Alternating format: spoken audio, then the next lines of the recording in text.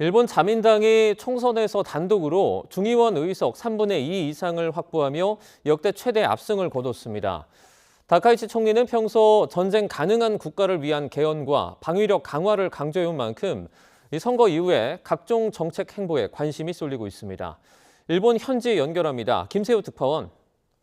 네, 도쿄입니다. 네, 이번에 자민당이 단독으로 중의원 의석의 3분의 2 이상을 얻은 것은 전후적으로 정말 처음인데 다카이치 총리가 정치적인 스승인 아베 전 총리를 넘었다라는 평가가 나오고 있죠. 네, 일본 집권 자민당은 중의원 465석 가운데 3분의 2인 310석을 넘어 316석을 단독으로 확보했습니다. 기존 의석수 198석보다 무려 128석이 늘었습니다.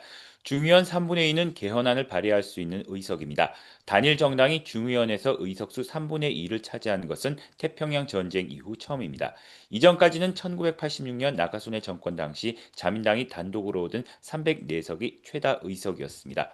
또 아베 전 총리가 이끄는 자민당은 2012년 이후 총선에서 대승을 했지만 300석을 넘지 못했습니다.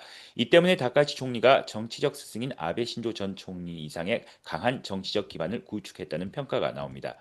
중의원에서 3분의 2 이상 의석을 차지할 경우 참의원에서 부결된 법률도 중의원 재의결로 통과시킬 수 있습니다.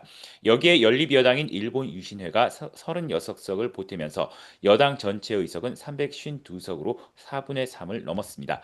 반면 기존 167석이었던 최대 야당 중도개혁연합은 49석으로 주저앉으며 국회 견제 세력으로서의 힘을 완전히 상실했습니다.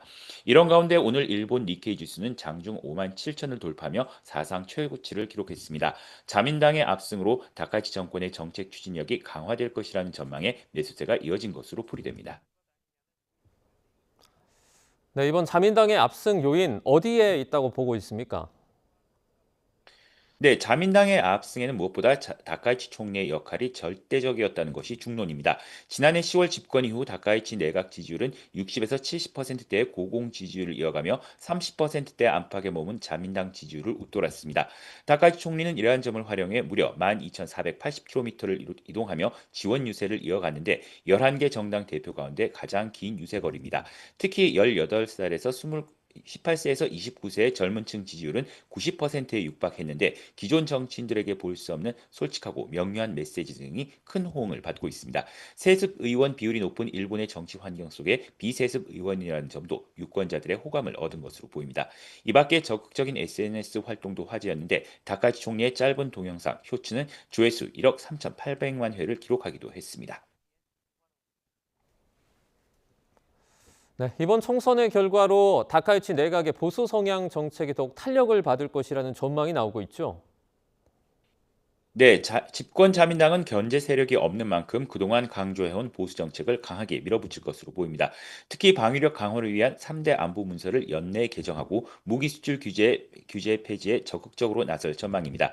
또 무력 행사의 포기, 군 전력 보유와 교정권을 부인하는 헌법 구조의 개정에도 속도를 낼 가능성이 큽니다. 다만 개헌을 발의하려면 참의원도 3분의 2 의석이 필요한데 참의원은 아직 여소야대여서 당장 개헌을 발의하기는 어렵습니다. 이 밖에 다카이치 총리는 야스쿠니 신사 참배에 대해 환경을 정비하기 위해 노력하고 있다고 말해 주변 국가의 마찰 우려가 나오고 있습니다. 우리 정부로서도 선거 이후 역사, 영토 문제를 둘러싼 일본 정부의 대응을 예의주시할 수밖에 없어 보입니다. 지금까지 도쿄에서 YTN 김세호입니다.